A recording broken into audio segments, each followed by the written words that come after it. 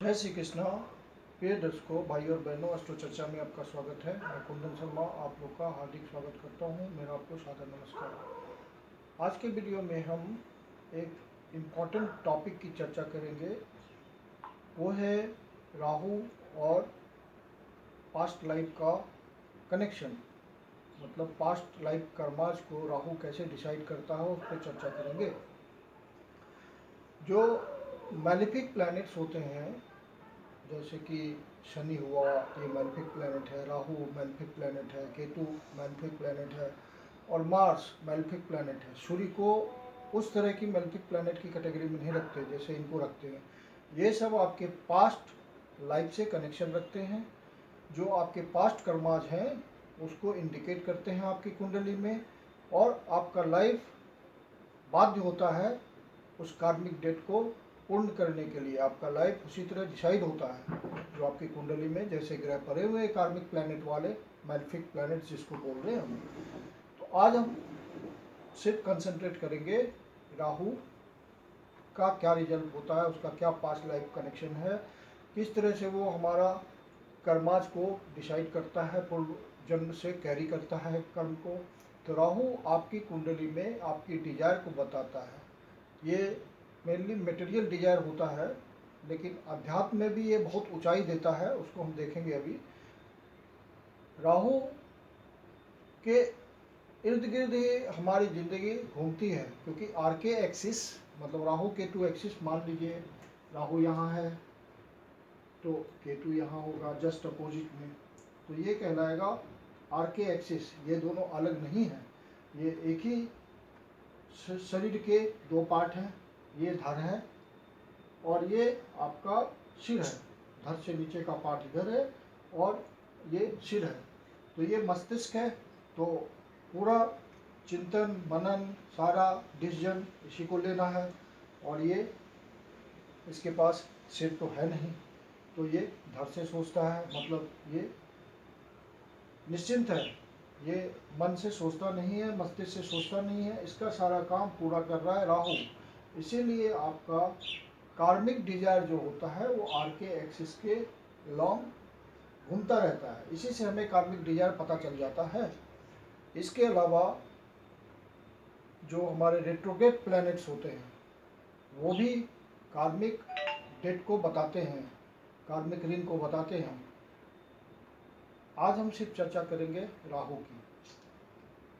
राहु जहाँ भी आपकी कुंडली में बैठा है वो आपकी डिजायर है, वहाँ बहुत केयरफुल रहेंगे और जिंदगी भर उस हाउस के सिग्निफिकेशन से रिलेटेड आप प्रयास करते रहेंगे। ये आपको कुंडली से स्पष्ट रूप से पता चल जाता है। आपका पिछले जन्म में डिजायर पूरा नहीं हुआ था, वो इच्छा आपकी अधूरी रह गई थी। वो इच्छा पूरी करने के लिए आपकी आत्मा ने फिर से शरीर धारण किया है और राहु उस डिजायर को बता रहा है। राहु इंडिकेट करता है आपकी डिजायर को। जो कुछ प्रोमिनेंट पर्सनालिटीज हैं जिनको आप जानते हैं, उसके माध्यम से मैं आपको बताऊंगा कि सिर्फ राहु के हेल्प से ही हम कोई व्यक्ति किसी कर्म में लगा हुआ है, किस कर्म में लगा हुआ है, पूरी ज़िंदगी कहाँ बिजी रहेगा, वो हम पता कर सकते हैं बड़े आराम से।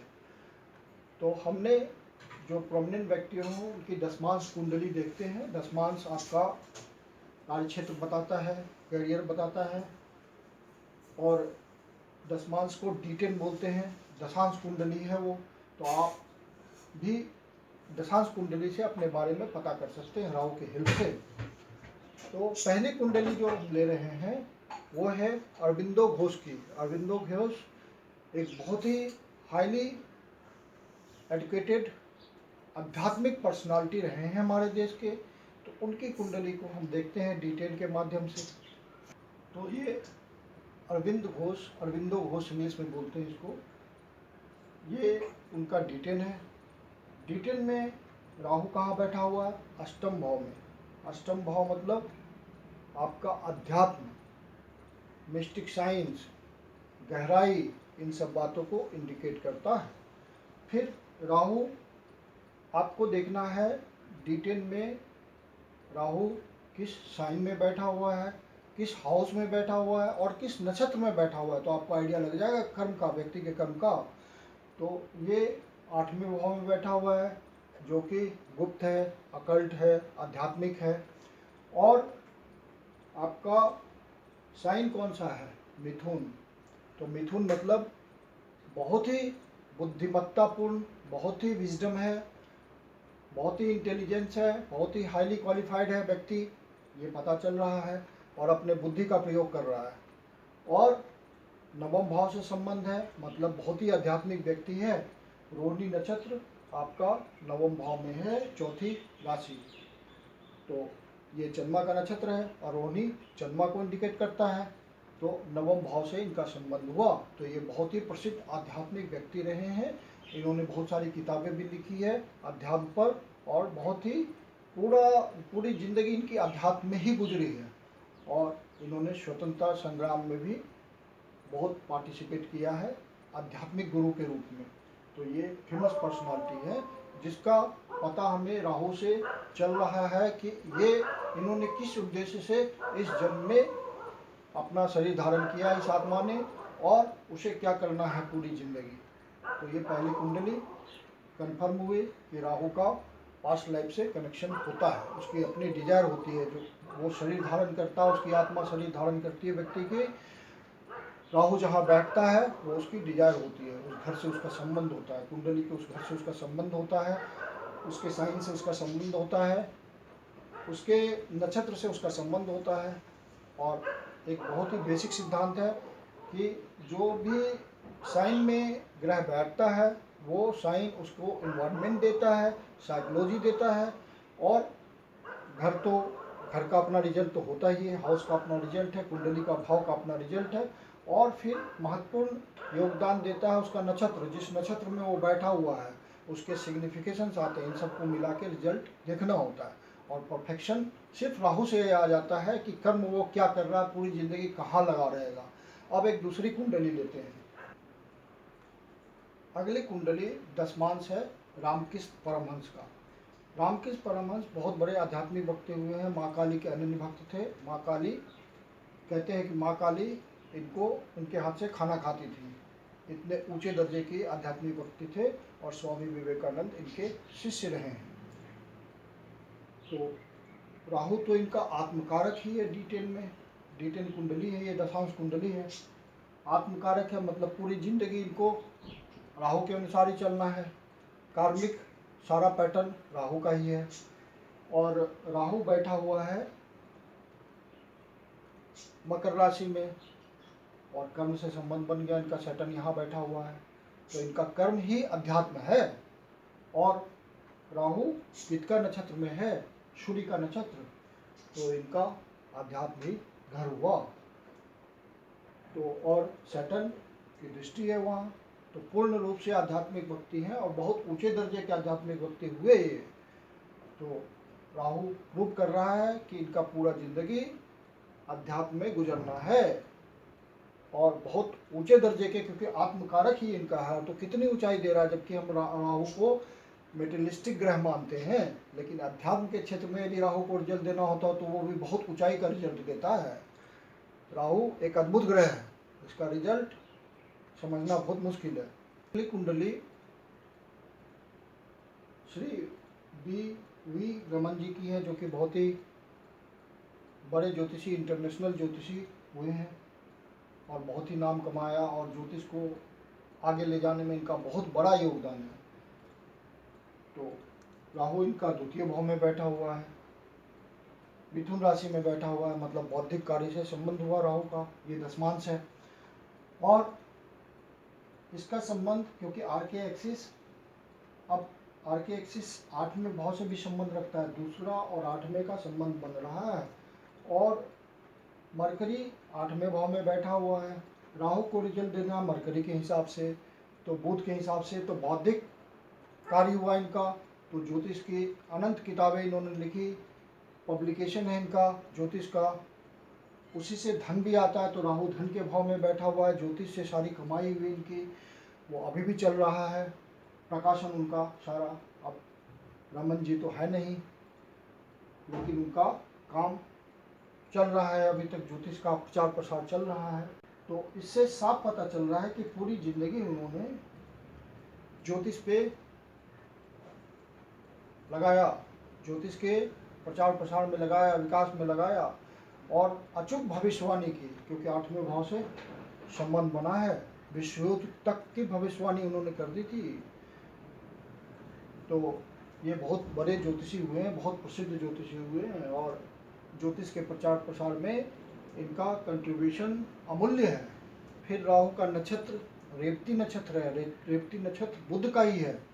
तो बुध के हिसाब से सारा काम राहु को करना है, पूरी जिंदगी इनको ज्योतिष का प्रचार प्रसार करना है और प्रसिद्ध ज्योतिषी बने रहना है। ऑकल्ट साइंस से इनका संबंध हुआ तो ये डिटेल से प्रूव हो रहा है कि इनका कार्मिक पैटर्न है, वो कार्मिक डेट है। इनकी इच्छा पिछले जन्म में पूरी नहीं हुई ज्योतिष की, वो इस जन्म में पूरी हुई। तो खूबसूरती से राहु बता रहा है कि व्यक्ति का कर्म क्या होगा इस जन्म में, क्या डिजायर लेके आया है वो। अगली कुंडली अमिताभ बच्चन जी की दिखाया हूँ मैं, उनका दशांश है, डिटेन है। तो आप देखेंगे राहु कहाँ बैठा हुआ, छठे भाव में, मतलब उनका कर्म जो है छठे भाव से रिलेटेड है और छठा भाव कर्म का ही होता है। और राहु किसके अनुसार रिजल्ट देना है, वीनस के हिसाब से रिजल्ट देना है। सिनेमा इंडस्ट्री में वो एक हस्ती हैं, उनका जो कंट्रीब्यूशन है वो अमूल्यवान है। तो राहु रिजल्ट दे रहा है वीनस के हिसाब से, 84 का वीनस है और राहु माघा नक्षत्र में है। माघा थ्रोन को डिनोट करता है, सिंहासन को डिनोट करता है, एक हस्ती को डिनोट करता है। तो ये एक हस्ती है अपने क्षेत्र में, कला के क्षेत्र में। उनका जो स्टेटस है वो स्टेटस पाने में किसी और को 10 को लगेंगे। तो वो प्रूव हो रहा है कि राहु की डिजायर थी पिछले जन्म में, वो डिजायर लेके ये आत्मा पैदा हुई है, इस जन्म में इस शरीर धारण किया है कि उनको कंट्रीब्यूशन देना है, एक अमूल्यवान कंट्रीब्यूशन देना है, योगदान देना है, अपने आप को स्थापित करना है अपने फील्ड में। तो सिने जगत में उन्होंने अपने आप को इस्टेब्लिश किया और एक ऊंचाई दी। वो ऊंचाई इंटरनेशनल लेवल पे, वो ऊंचाई तोड़ने में किसी को बहुत टाइम लगेगा, वो ऊंचाई उनके बाद भी बनी रहेगी। तो ये शो कर रहा है कि राहु कार्मिक डेट इंडिकेट करता है। अगली दशांश कुंडली स्वामी विवेकानंद जी की है। विवेकानंद जी की वाणी बहुत प्रखर थी, उनमें एक कॉन्फिडेंस था और राजा की तरह उन्होंने लीड किया, हिंदू धर्म को स्थापित किया पूरे विश्व में। शिकागो धर्म सम्मेलन में उन्होंने हिंदू धर्म की स्थापना की, एक उसको ऊंचाई दी और उनका जो कंट्रीब्यूशन है वो अमूल्यवान है। और प्रखर व्यक्तित्व था उनका। तो प्रखर व्यक्तित्व, सिंह राशि के व्यक्ति हैं, सिंह लग्न है उनका।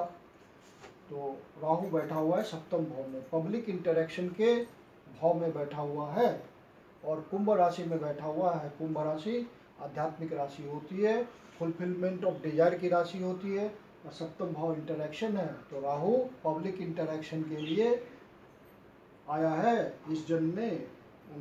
उनकी आत्मा ने शरीर धारण किया है पब्लिक इंटरेक्शन के लिए। ये राहु स्पष्ट रूप से बता रहा है, ये डिटेल है। तो उन्होंने एक सत्ता स्थापित की पब्लिक इंटरेक्शन के माध्यम से, अपनी प्रखर वाणी के माध्यम से, अपने नॉलेज के माध्यम से उन्होंने हिंदू धर्म की, सनातन धर्म की सत्ता स्थापित की पूरे वर्ल्ड में। और उनका कंट्रीब्यूशन जो है अमूल्यवान है। उन्होंने बहुत सारी धार्मिक पुस्तकें लिखी, बहुत सारी धार्मिक संस्थाएं बनाए, बहुत सारे मंदिर बनाए। तो ये उनका कंट्रीब्यूशन बहुत ही कम उम्र में हुआ। और राहु ज्येष्ठा नक्षत्र में है। ज्येष्ठा नक्षत्र मतलब बुध, बुध पंचम भाव में बैठा हुआ है, पूर्व पुण्याज। तो आप समझ लीजिए कितनी महान आत्मा थी ये। तो ये राहु स्पष्ट रूप से बता रहा है कि इनका लाइफ पास्ट कार्मिक डेट से किस तरह डिसाइड होता है। ये एक कुंडली हमने ली है, ये एक बहुत ही प्रसिद्ध व्यक्ति की कुंडली है। बहुत ही गणमान्य है, वो बहुत ही प्रसिद्ध है, इंटरनेशनल लेवल पर प्रसिद्ध है। तो इनका राहु कहाँ बैठा हुआ है? तो इनका राहु पंचम भाव में बैठा हुआ है, हाउस ऑफ थ्रोन पे, गद्दी पे। तो ये व्यक्ति जो भी होंगे वो बहुत ऊंचाई पर होंगे, सिंहासन उनका बहुत ऊंचा होगा। तो ये, और फिर कर्म भाव से राजसी राशि है, मतलब ये कोई सरकार में होंगे, किसी सरकार में होंगे, क्योंकि ये पाँच नंबर सरकार को इंडिकेट करता है, सूर्य को इंडिकेट करता है। और राहु का जो नक्षत्र है वो उत्तर भाद्रपद है, मतलब ये शनि का नक्षत्र है, शनि दसम भाव में बैठा हुआ है। और जमनी ज्योतिष की बात करें तो घटका लगन भी दसम भाव में है, इसका मतलब ये सरकार में कोई बहुत ही उच्च पद पर हैं। तो ये, और इनको पूर्व पुण्याज के थ्रू थ्रोन मिला है, सिंहासन मिला है। तो हम जानते हैं, सभी जानते हैं जो भी ज्योतिष में रुचि रखते हैं कि ये नरेंद्र मोदी जी की कुंडली है। तो राहु किस तरह से डिसाइड कर रहा है? हाउस ऑफ थ्रोन, मतलब पिछले जन्म का बचा हुआ कार्मिक डेट है, जो कि इस जन्म में वो पूरा कर रहे हैं देश के प्रधानमंत्री बन करके। अब इनका डिटेल देखते हैं, बाकी सारी कुंडलियों का तो हमने डिटेल देखा। अब इनका, चूंकि ये देश के प्रधानमंत्री और इंटरनेशनल लेवल पर फेमस हैं, और इनका थ्रोन लगातार बना हुआ है, सिंहासन पे ये आसीन है, और इसलिए D1 को भी देखना जरूरी समझा मैंने। और अब डिटेल, इनका डिटेल को देखते हैं, वहाँ भी राहु इंडिकेट कर रहा है इनके कर्म को। अब यदि श्री नरेंद्र मोदी जी का डिटेल हम चेक करें, दशांश चेक करें, तो राहु कहाँ बैठा हुआ है? छठे भाव में। कर्म इनको लगातार करना है, और ये है उत्तर भाद्रपद में, मतलब शनि के नक्षत्र में। तो फुलफिलमेंट ऑफ डिजायर है कि हाउस में ये बैठे हुए हैं सटन, और सटन जब 11वें भाव में बैठता है तो ऊंचाई देता है, यदि और ग्रह फेवर कर रहे हो तो, और परमानेंट ऊंचाई देता है। ये भी कार्मिक पैटर्न का ग्रह है। तो हम सिर्फ राहु की चर्चा कर रहे हैं, शनि के बारे में चर्चा नहीं करेंगे। और राहु को रिजल्ट किसके हिसाब से देना है? तो जुपिटर के हिसाब से देना है। धनु राशि ये ऊंचाई देता है, और जुपिटर कहाँ बैठा हुआ है? कर्म भाव में बैठा हुआ है, और 1 नंबर की राशि में मेष राशि। तो मेष राशि जहाँ स्थित होती है वहाँ व्यक्ति की बहुत एनर्जी खर्च होती है, तो इनका सरकार में एनर्जी खर्च हो रहा है। और ये, तो ये क्लियरली नरेंद्र मोदी जी की कुंडली को इंडिकेट कर रहा है, इनका कर्म क्षेत्र को इंडिकेट कर रहा है। राहु इनके पास्ट लाइफ कनेक्शन को बता रहा है कि इनका कर्म कैसा होगा। तो राहु के हेल्प से हम किसी के भी कुंडली को आराम से समझ सकते हैं कि उसका डिजायर क्या है, वो क्यों इस जन्म में आया है, उसकी आत्मा ने शरीर को क्यों धारण किया है, अपनी इच्छा पूर्ण करने के लिए धारण किया है। राहु यही बताता है। तो राहु मेटेरियलिस्टिक भी है और आध्यात्मिक भी है, ये हमने कुंडलियों के माध्यम से देखा। राहु एक अद्भुत ग्रह है जो कि आपके लाइफ को डिसाइड करता है। आरके एक्सिस आपके कार्मिक डिजायर को बताता है। तो आप भी इसको कुंडलियों पर लगाइए, विभिन्न कुंडलियों पर देखिए राहु क्या रिजल्ट दे रहा है। राहु के हेल्प से ही आप बहुत कुछ बता देंगे। तो आशा करता हूँ कि वीडियो अच्छा लगा होगा। अच्छा लगा तो लाइक कीजिए, सब्सक्राइब कीजिए, शेयर कीजिए। यदि आपके जीवन की कोई समस्या है जिसका समाधान आप हमसे चाहते हो तो आप हमसे परामर्श ले सकते हैं। मेरी परामर्श शुल्क होती है। धन्यवाद।